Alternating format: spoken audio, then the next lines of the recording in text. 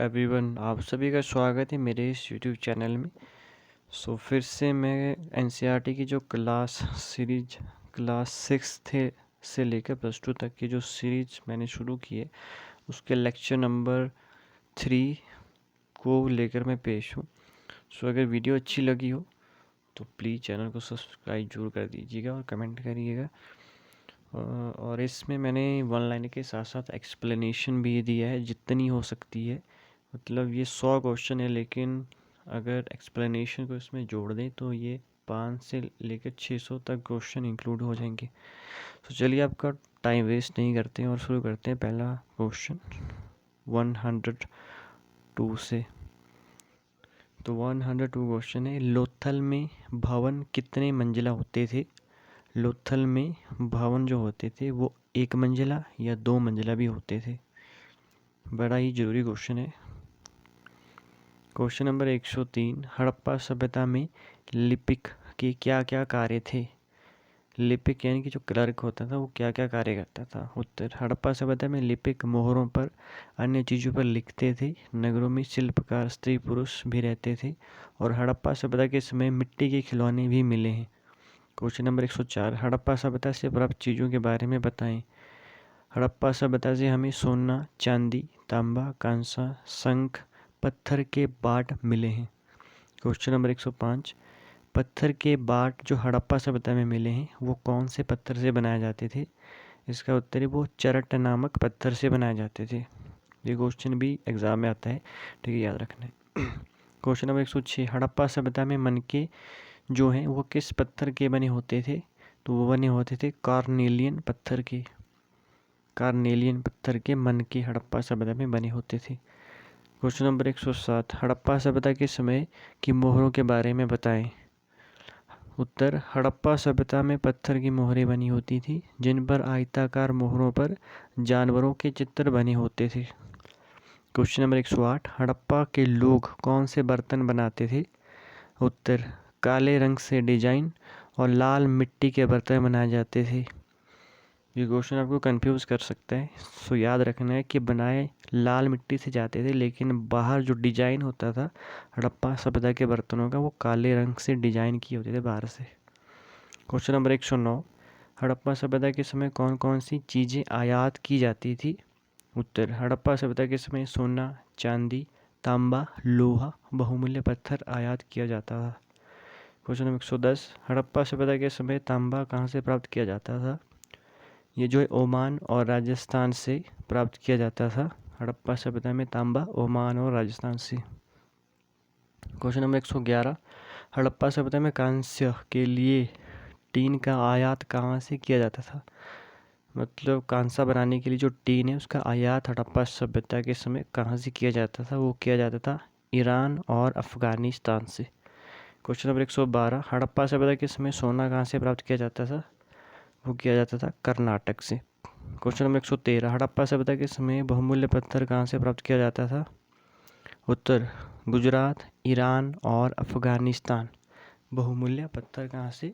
Gujarat, Iran और अफगानिस्तान से। Question number 114, Mohenjodaro की वर्तमान में स्थिति क्या है? उत्तर, मोहनजोदड़ो वर्तमान में पाकिस्तान में है, भारत में नहीं है मोहनजोदड़ो। क्वेश्चन नंबर 115, मोहनजोदड़ो में कौन सी वस्तुएं मिली हैं? उत्तर, कढ़ाईदार वस्त्र पहने व्यक्ति की मूर्ति, कपड़े के टुकड़े, चांदी के फूलदान के ढक्कन तथा कुछ तांबे की वस्तुओं से चिपके हुए भी मिले हैं।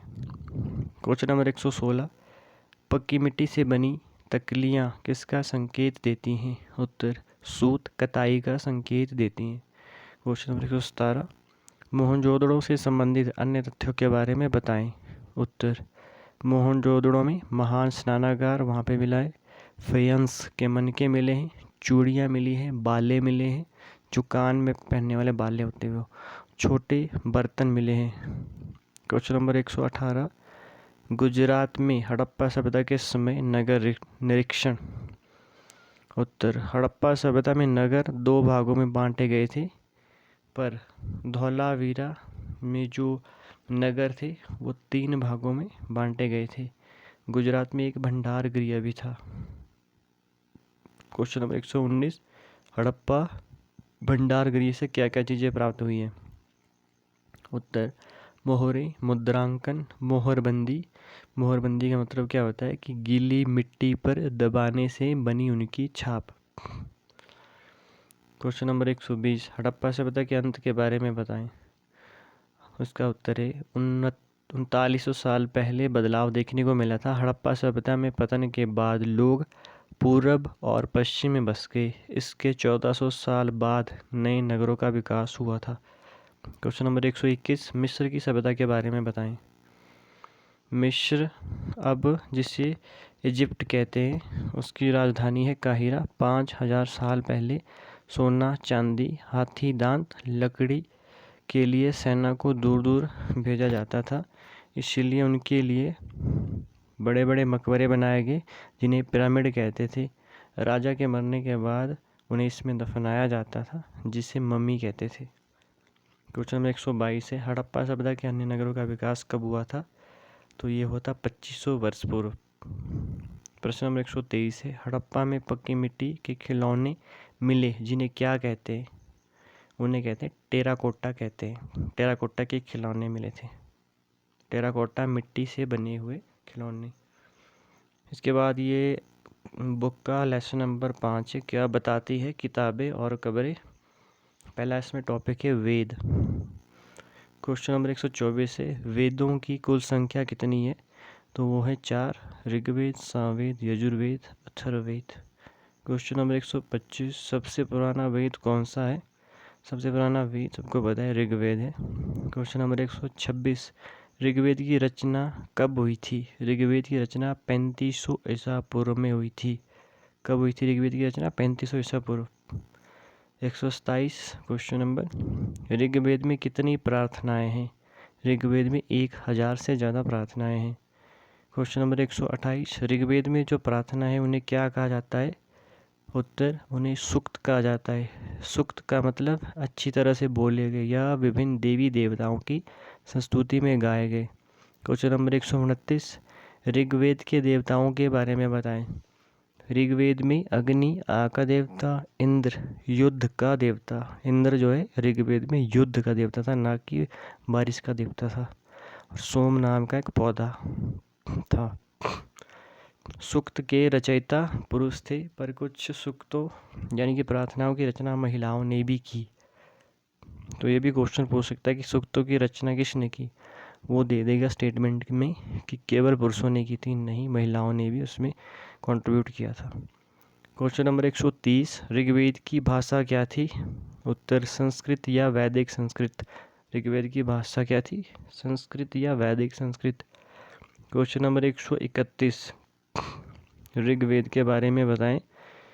ऋग्वेद में छापने का काम ऋग्वेद में शुरू हुआ था, 200 साल पहले हुआ था। क्वेश्चन नंबर 132, ऋग्वेद में सूक्त किस रूप में है? उत्तर, ऋग्वेद में जो सूक्त हैं वो वार्तालाप के रूप में। ऐसा ही वार्तालाप विश्वामित्र मुनि और देवियों के रूप में पूज्य दो नदियों, कौन सी दो नदियाँ, व्यास और सतलुज के बीच में है। क्वेश्चन नंबर 133, भारत में किस स्थान पर ऑस्ट्रो एशियाटिक भाषा बोली जाती है? ऑस्ट्रो एशियाटिक भाषा भारत में कहाँ बोली जाती है? इसका उत्तर है झारखंड और मध्य भारत के कई हिस्सों में। झारखंड और मध्य भारत के कई हिस्सों में। क्वेश्चन नंबर 134 है, संस्कृत किस भाषा परिवार का हिस्सा है? उत्तर, भारोपीय भारत और यूरोपीय। क्वेश्चन नंबर 135, ऋग्वेद के बारे में कुछ महत्वपूर्ण जानकारियाँ बताएं। ऋग्वेद का उच्चारण और श्रवण होता था, न कि ऋग्वेद को पढ़ा जाता था। बड़ी इंपॉर्टेंट लाइन है कि ऋग्वेद का उच्चारण होता था, मतलब ऋग्वेद कहा जाता था और सुनने वाले सुनते थे, न कि ये पढ़ा जाता था। क्वेश्चन नंबर 136 है, ऋग्वेद की पांडुलिपियाँ किस वृक्ष पर लिखी जाती थी और भारत में कहाँ मिली हैं? इसका उत्तर है, ऋग्वेद की जो पांडुलिपियाँ हैं ये भुर्ज वृक्ष पर लिखित और कश्मीर में मिली है। अंग्रेजी में लिखित पांडुलिपियाँ जो पुणे महाराष्ट्र के पुस्तकालय में स्थित है। ये दो क्वेश्चन यहाँ पे बड़े इंपॉर्टेंट है कि कहाँ पे हैं, कश्मीर में है, और ये जो है अब कहाँ है, पुणे महाराष्ट्र में है ऋग्वेद कालीन पांडुलिपियाँ। क्वेश्चन नंबर 137 है, ऋग्वेद में व्यास, सतलुज, सरस्वती, सिंधु का वर्णन है। गंगा और यमुना का वर्णन कितनी बार है? सिर्फ एक बार हुआ है गंगा और यमुना का वर्णन ऋग्वेद में। ऋग्वेद में प्रार्थनाएं किसके लिए होती थी? ऋग्वेद में मवेशियों, पुत्रों और घोड़ों के लिए प्रार्थनाएं होती थी। ये क्वेश्चन मैंने एक बार फेस किया था प्रशासनिक शो में, मुझे याद नहीं है बट मैंने फेस किया था ये क्वेश्चन, तो बड़ा इम्पोर्टेंट क्वेश्चन है। लड़ाई में मवेशियों को जीत कर लाया जाता था। लड़ाई चरागाह जैसी फसलों के लिए उपयुक्त जमीन के लिए होती थी। पानी के स्रोतों के लिए, लोगों को बंदी बनाने के लिए होती थी ऋग्वेद में लड़ाइयाँ। क्वेश्चन नंबर 139 है, ऋग्वेद के समय जीते गए धन का उपयोग कहाँ कहाँ होता था? उत्तर, पुरोहितों, आम लोगों, यज्ञ में इसका उपयोग होता था। देवी देवताओं को आहुतियाँ दी जाती थी। ये घी की, अनाज की और कभी कभी जानवरों की हत्या भी की जाती थी बलि देने के लिए ऋग्वेद के समय में। क्वेश्चन नंबर 140 है, क्या ऋग्वेद में कोई स्थायी सेना थी? उत्तर, ऋग्वेद में कोई स्थायी सेना नहीं होती थी। ठीक है, बड़ा इंपॉर्टेंट है कि ऋग्वेद के समय कोई स्थायी सेना नहीं थी। क्वेश्चन नंबर 141 है, ऋग्वेद में काम का वर्णन कितने आधार पर होता था? तो उसका उत्तर है 2 आधार पर ऋग्वेद में काम का वर्णन होता था। एक पुरोहित वर्ग और दूसरा राजा वर्ग। ऋग्वेद में राजा के पास न तो बड़ी राजधानी और न ही वह बड़े महलों में रहते थे। उनके छोटे राज्य या महल होते थे राजाओं के, और न ही सेना होती थी उनके पास, और न ही कर वसूलते थे। राजा की मृत्यु के बाद बेटा अपने आप शासक या शासन पर नहीं बैठ सकता था।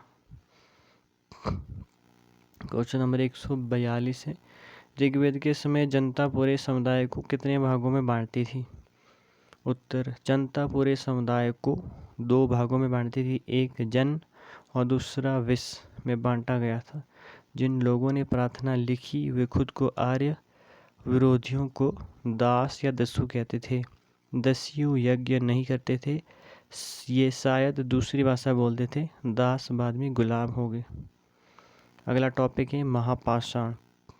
143 क्वेश्चन नंबर है, महापाषाण कब्रें बनाने की प्रथा कब शुरू हुई थी? ये हुई थी 3000 साल पहले।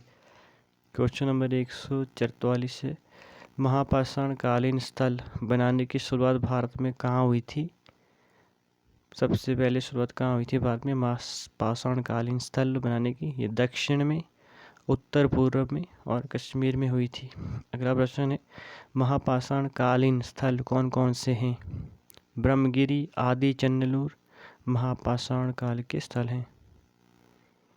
क्वेश्चन नंबर 146 है, महापाषाण काल में मृतकों को कहाँ दफनाया जाता था? इसका उत्तर है, इन स्थलों में मृतकों को रेड एंड ब्लैक वेयर, मिट्टी के बर्तनों में दफनाया जाता था। मृतकों के साथ लोहे के सामान मिले, जैसे लोहे के औजार, घोड़े के कंकाल, पत्थर, सोना, कुल्हाड़ी, कटार, घोड़े के सामान आदि मिले।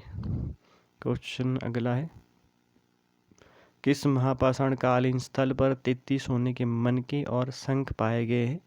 ये ब्रह्मगिरी में पाए गए हैं 33 सोने के मनके और शंख, महापाषाण कालीन स्थल। क्वेश्चन नंबर 148, महापाषाण काल के दौरान शवों को अंदर कैसे डाला जाता था? इसका उत्तर है, पोर्ट होल के द्वारा डाला जाता था। वयस्कों को गड्ढे में लिटाकर दफनाया जाता था। घर में भी दफनाया जाता था। एक आदमी 5 कमरे वाले मकान के आंगन में रखा हुआ मिला। अगला क्वेश्चन है, आरंभिक गांव का नाम क्या था? इसका नाम था इनाम गांव। यह भीमा की सहायक नदी घोंड पर स्थित था और महाराष्ट्र में स्थित है। आरंभिक गांव का नाम क्या है? इनाम गांव। और ये किसकी सहायक नदी पर है? भीमा की सहायक नदी घोंड पर है और वर्तमान में महाराष्ट्र में। ये बड़ा इंपॉर्टेंट क्वेश्चन है, आई थिंक एक बार मैंने फेस किया था एग्ज़ाम में। तो अगला क्वेश्चन है कि 2000 साल पहले चिकित्सा के ऊपर किसने पुस्तक लिखी थी? 2000 साल पहले चरक ने चिकित्सा के ऊपर पुस्तक लिखी थी। क्वेश्चन अगला है, उस पुस्तक का नाम क्या था जो चरक ने लिखी थी? चरक संहिता। चरक ने लिखी पुस्तक का नाम था चरक संहिता। उसमें कहा गया था कि मनुष्य की 360 हड्डियां होती है। अगला प्रश्न है, महापाषाण कालीन स्थल में पत्थर के गोलों या गोले को क्या कहा जाता था? इसका उत्तर है, पत्थर के गोले को ताबूत, समाधान या शिष्ट कहा जाता था। अगला प्रश्न है, पुरातत्व विभाग को इनाम गांव में क्या क्या साक्ष्य मिले हैं? इसका उत्तर है, गेहूं, जौ, चावल, दाल, बाजरा, मटर, तिल के बीज मिले हैं। गाय, बैल, भैंस, भेड़, बकरी, कुत्ता, गधा, घोड़ा, सुअर, सांभर, चितकाबरा, हिरण, कृष्ण मृग, खरहा, नेवला, चिड़िया, घड़ियाल, कछुआ, केकड़ा, मछली भी वहाँ पे मिले हैं।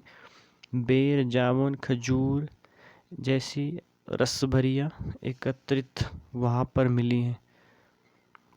अगला प्रश्न है, इनाम गांव में कृषक काल का निवास था 3600 से 2700 ईसा पूर्व। अगला लेसन है, राज्य, राजा, एक प्राचीन गणराज्य। इसका प्रश्न है, राजा बनने की प्रक्रिया में 3000 वर्ष पहले क्या परिवर्तन आए? इसका उत्तर है, 3000 वर्ष पहले राजा बनने की प्रक्रिया में परिवर्तन आए। उसमें अश्वमेध यज्ञ आदि शुरू हुए। विष और वैश्य जैसे सामान्य लोग राजा को फा लाते थे। पुरोहित उन्हें शूद्र मानते थे। उन्हें कई अनुष्ठान में शामिल नहीं किया जाता था। अगला प्रश्न है, वर्णों की रचना कहाँ पर की गई थी? इसका उत्तर है, भारत में, उत्तर भारत, गंगा के मैदान में और यमुना क्षेत्र में कई ग्रंथ रचे गए थे वर्णों के ऊपर। तो अगला प्रश्न है, वर्ण को क्या कहा जाता है? ऋग्वेद के बाद रचे जाने के कारण वर्ण को उत्तर वैदिक ग्रंथ कहते हैं। वर्ण कौन सा ग्रंथ है? उत्तर वैदिक। ये क्वेश्चन भी एक बार मैंने फेस किया था। अगला क्वेश्चन है, वर्णगण के अंतर्गत क्या क्या आता है? अच्छा, वर्ण यहाँ पे आना था। वर्ण के अंतर्गत क्या क्या आता है? वर्ण के अंतर्गत आते हैं सामवेद, यजुर्वेद, अथर्ववेद। वर्ण के अंतर्गत क्या आते हैं? सामवेद, यजुर्वेद, अथर्ववेद और अन्य शामिल थे। अगला प्रश्न है, पुरोहितों ने लोगों को कितने भागों में बांटा था? तो पुरोहितों ने लोगों को 4 भागों में बांटा था, जिन्हें वर्ण कहते थे। इसमें ब्राह्मण, क्षत्रिय, वैश्य और शूद्र आते थे। ब्राह्मणों ने क्षत्रिय और वैश्य और शूद्र के क्या क्या कार्य निर्धारित किए थे? तो ब्राह्मणों ने वेदों का अध्ययन करने के बाद जो क्षत्रिय का काम डिवाइड किए थे, उसके अनुसार क्षत्रिय युद्ध और लोगों की रक्षा करते थे। वैश्य कृषक और पशुपालक थे और व्यापारी थे। शूद्र इन तीनों का काम करते थे। अनुसंगठन का अधिकार उनको नहीं था, शूद्रों को नहीं था अनुसंगठन का अधिकार। महिलाओं को भी शूद्रों के समान समझा जाता था। महिलाओं और शूद्रों को वेदों के अध्ययन का अधिकार नहीं था। ठीक है, ये याद रखना है। वर्ण व्यवस्था में महिलाओं और शूद्रों को जो है वेदों के अध्ययन का अधिकार नहीं था। अगला प्रश्न है, ब्राह्मणों की वर्ण व्यवस्था को कई लोगों ने क्यों नहीं अपनाया? इसका उत्तर है, जन्म के आधार पर, व्यवसाय के आधार पर भेदभाव लोगों को स्वीकार नहीं था। अगला प्रश्न है, पूर्वोत्तर में वर्ण व्यवस्था का प्रभाव क्या था? इसका उत्तर है कि पूर्वोत्तर में, पूर्व उत्तर यानी कि जो 7 सिस्टर का हमारा स्टेट माना जाता है, ऐसे मेघालय, त्रिपुरा, मिजोरम, नागालैंड, अरुणाचल प्रदेश, उनको 7 सिस्टर कहा जाता है, उनको पूर्वोत्तर कहा जाता है। तो वहाँ पे पूर्वोत्तर में सामाजिक आर्थिक असमानता कम थी, ब्राह्मणों का बोलबाला भी कम था, तो इसलिए वहाँ पर जो है वर्ण व्यवस्था का प्रभाव नहीं पड़ा। अगला टॉपिक है जनपद 3000 साल पहले। प्रश्न है, सबसे महत्वपूर्ण जनपद कौन था? मगध। अगला प्रश्न है, महायज्ञ को करने वाले जन राजा अब क्या कहलाने लगे थे? इसका उत्तर है, महायज्ञ को करने वाले राजा अब जन राजा न होकर जन राजा कहलाने लगे थे। जनपदों के राजा माने जाने लगे। पुरातत्वविदों को कुछ स्थान मिले, जैसे दिल्ली का पुराना किला, उत्तर प्रदेश मेरठ, हस्तिनापुर, एटा के पास अतरंजी खेड़ा। लोग जो झोंपड़ी में रहते थे और फसलें उगाते थे। अगला प्रश्न है, महाजनपद काल के समय मिट्टी से बने हुए बर्तनों को क्या कहा जाता था? तो इसका उत्तर है मिट्टी के बर्तन, जिन्हें कहते थे चित्रित धूसर पात्र। अगला टॉपिक है महाजनपद कब आया था? 2500 साल पहले आया था। तो प्रश्न है, कुछ प्रमुख महाजनपद कालीन स्थलों के बारे में बताएं।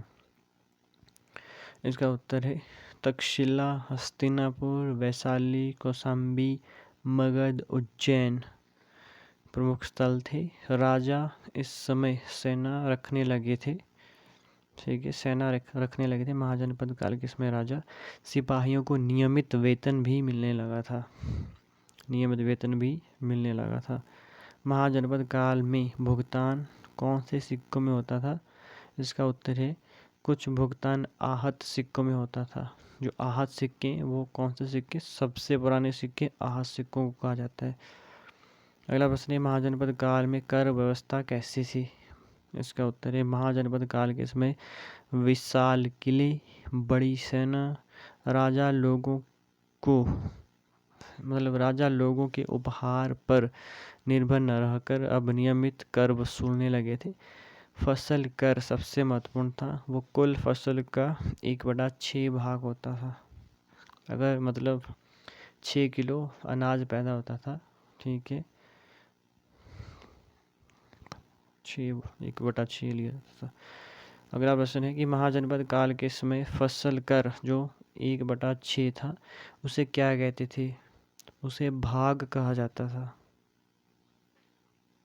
फसल कर 1/6 था, उसे क्या कहता था? भाग कहा जाता था।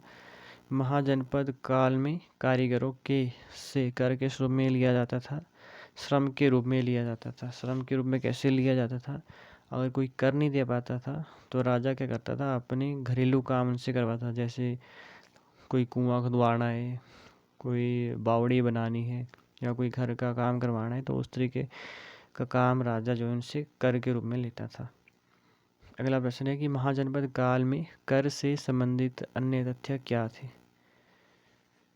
उस समय बुनकर, लोहार, सुनार को राजा के लिए महीने में एक बार काम करना पड़ता था। पशुपालकों से जानवरों या उनके उत्पाद के रूप में कर लिया जाता था।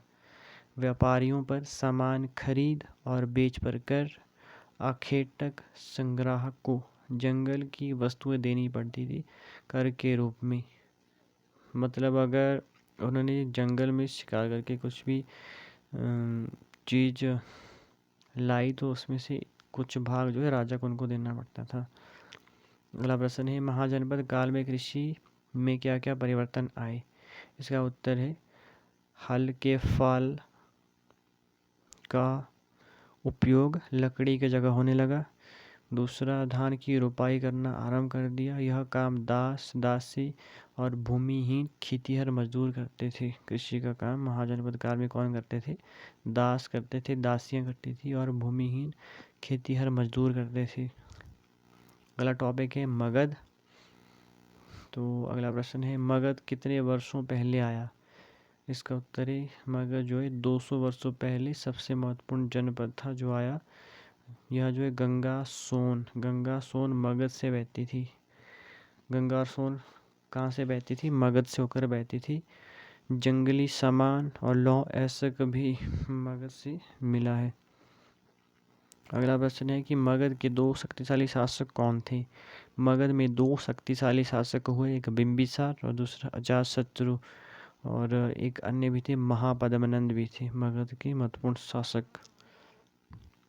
अगला प्रश्न है कि मगध की राजधानियाँ कौन कौन रही? इसका उत्तर है मगध की राजधानी राजगृह, वर्तमान में राजगीर बिहार, और पाटलिपुत्र रही।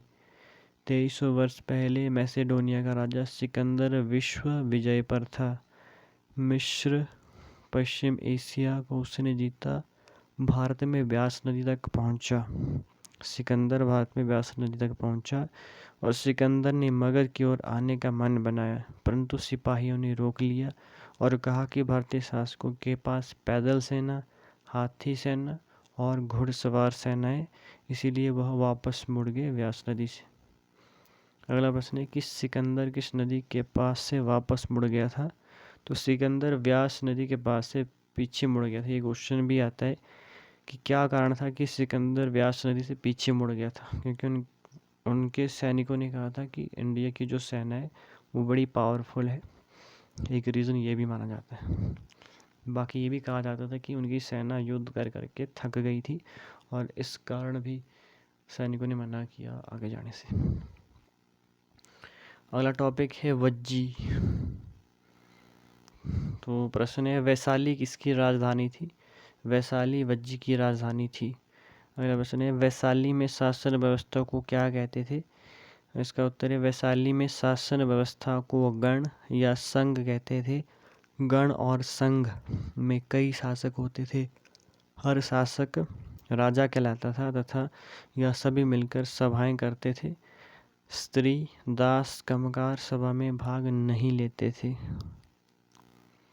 अगला प्रश्न है कि कौन से बौद्ध संत भी गण या संघ से संबंधित थे? बौद्ध संत, इसका उत्तर है कि बुद्ध, महात्मा बुद्ध और महावीर स्वामी जी भी इससे संबंधित थे। बौद्ध साहित्य में संघ का सजीव वर्णन मिलता है। अगला प्रश्न है लजीज संघ किस निकाय से लिया गया है? इसका उत्तर है वज्जी संघ दीर्घ निकाय से। अच्छा, वज्जी संघ किस निकाय से लिया गया है? यहाँ पे ये क्वेश्चन था, टाइपिंग एरर है। तो वज्जी संघ दीर्घ निकाय से लिया गया है। दीर्घ निकाय एक बौद्ध ग्रंथ है जिसमें महात्मा बुद्ध के कई व्याख्यान हैं। गण और संघ का अंत जो है 1500 वर्ष पूर्व हुआ था। अजातशत्रु ने वज्जी पर आक्रमण करने के लिए वस्कर को किसके पास विचार करने के लिए भेजा था?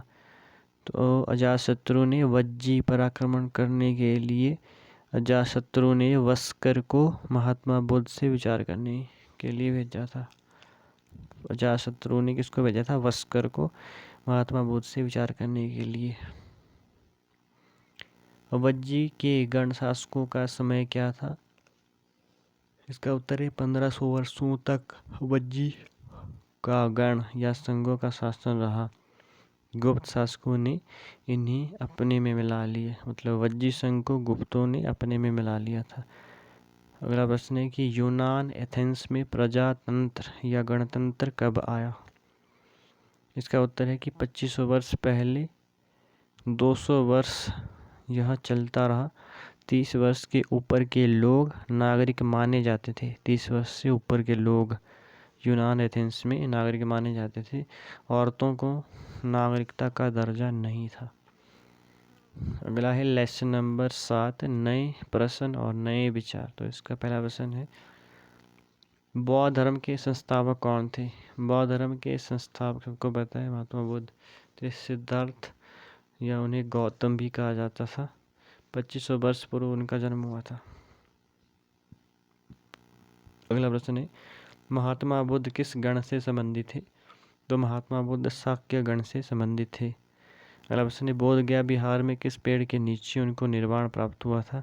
तो वो था पीपल के पेड़ के नीचे। अगला प्रश्न है वाराणसी के निकट किस स्थान पर महात्मा बुद्ध ने अपना पहला उपदेश दिया था? वो दिया था सारनाथ। पहला उपदेश महात्मा बुद्ध ने कहाँ दिया था? वाराणसी में। वाराणसी में सारनाथ। अगला प्रश्न है महात्मा बुद्ध की मृत्यु कहाँ पर हुई थी? तो महात्मा गांधी ने याद रखने के लिए रखना है कि महात्मा गांधी की मृत्यु कहाँ हुई थी? तो अब कुशीनगर में। कुशीनगर में जिस समय महात्मा बुद्ध की मृत्यु हुई उसमें महाजनपद के राजा शक्तिशाली हुए और नए नए नगर उभरने लगे और गाँव में बदलाव हुआ महात्मा बुद्ध के बाद।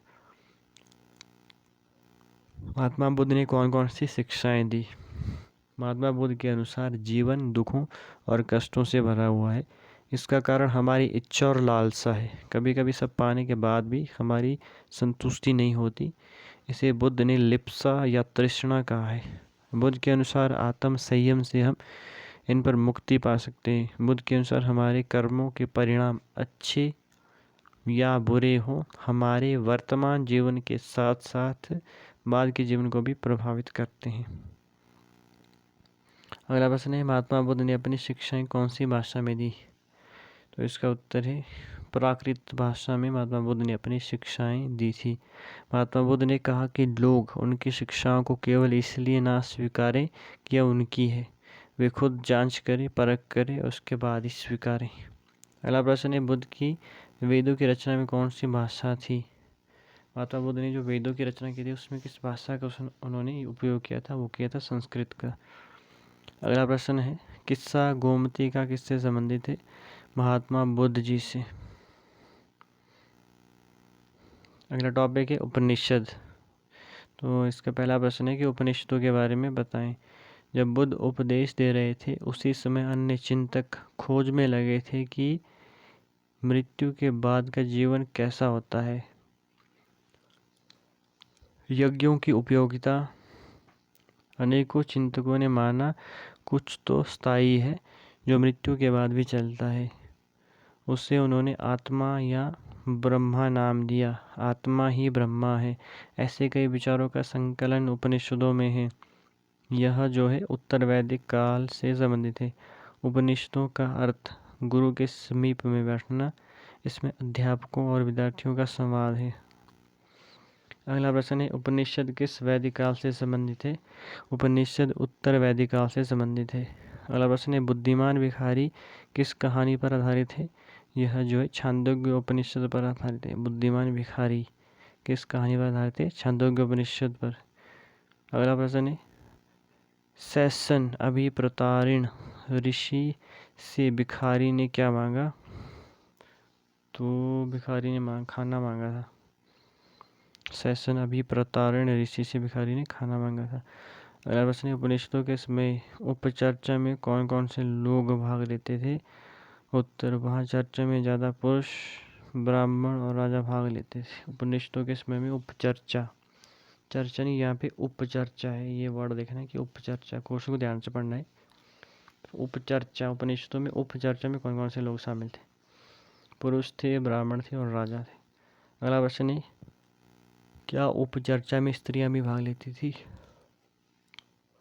हाँ, कभी कभी गार्गी जैसी स्त्री विचारक भी इस विद्वता में भाग लेती थी। निर्धन व्यक्ति बहुत कम भाग लेते तो थे पर कम लेते थे। सत्यकाम जाबाल सत्य को जानना चाहते थे और गौतम ब्राह्मण ने उन्हें शिष्य बनाया था। सत्यकाम जाबाल को किसने अपना शिष्य बनाया था? गौतम ब्राह्मण ने। क्वेश्चन नंबर 200 है, गौतम बुद्ध ने किसे अपना शिष्य बनाया था? सत्यकाम जाबाल को गौतम बुद्ध ने अपना शिष्य बनाया था। सत्यकाम जाबाल एक अपवाद था क्योंकि वह निर्धन था। उसके कई विचारों का विकास बाद में शंकराचार्य ने किया था। सो आज के 101 क्वेश्चन पूरे होते हैं, 200 हो गए। अगर वीडियो अच्छी लगी हो, इन्फॉर्मेटिव लगी हो तो लाइक तो बनता है, कमेंट तो बनता है और सब्सक्राइब कर दो चैनल को। सो आप 100% ट्रस्ट कर सकते हो इन क्वेश्चन के ऊपर, क्योंकि मैं खुद 5-6 सालों से शासनिक सेवा की तैयारी कर रहा हूँ। उसके अलावा मैंने हर एक स्टेट पीसीएस एग्ज़ाम और जितने भी क्लर्क वगैरह के होते हैं सारे एग्ज़ाम दिए हैं। तो मेरे को पता है कि एनसीईआरटी से 70-80% तक क्वेश्चन आते ही आते हैं। बाकी जो करंट के आते हैं वो भी करंट में जो टॉपिक होता है उसका भी बेसिक एनसीईआरटी में होता है। तो एनसीईआरटी के क्वेश्चन मतलब आपको पूरे यूट्यूब में कहीं पे नहीं मिलेंगे इस तरह के क्वेश्चन। सो सपोर्ट करिएगा यार, बड़ी मेहनत लगती है वीडियो को बनाने में सच में। Thank you very much for subscribe, दिल से सब्सक्राइब कर देना, ठीक है। बाकी कोई चक्कर नहीं है। ये सीरीज़ मैं कंटिन्यू करूँगा जब तक +2 तक मैं करूँगा। +2 की एनसीईआरटी पूरी ख़त्म करूँगा। अभी 6th क्लास से लगा हुआ हूँ, ठीक है। तो फिर फुल सपोर्ट कर देना यार, सब्सक्राइब कर देना, शेयर कर देना अपने दोस्तों में, ठीक है। जो भी बंदा डिफ़िकल्टी में है, जो भी बड़े स्ट्रगल में है, उनको ये वीडियो सेंड कर देनी है। बेसिक लेवल से 6 से लेकर 12 तक की जो एनसीईआरटी, अगर कोई प्रॉब्लम है तो उसे सेंड कर देना, ठीक है। Thank you very much for watching the video. जय हिंद, जय भारत, भारत माता की जय। उम्मीद करता हूँ कि ये आपके लिए ये प्रश्न रामबाण साबित होंगे और आप जिस भी एग्ज़ाम की तैयारी कर रहे हो, आपका एग्ज़ाम वो ज़रूर 100% क्रैक होगा, ठीक है। Thank you very much for watching the video, subscribe my channel. Thank you very very much.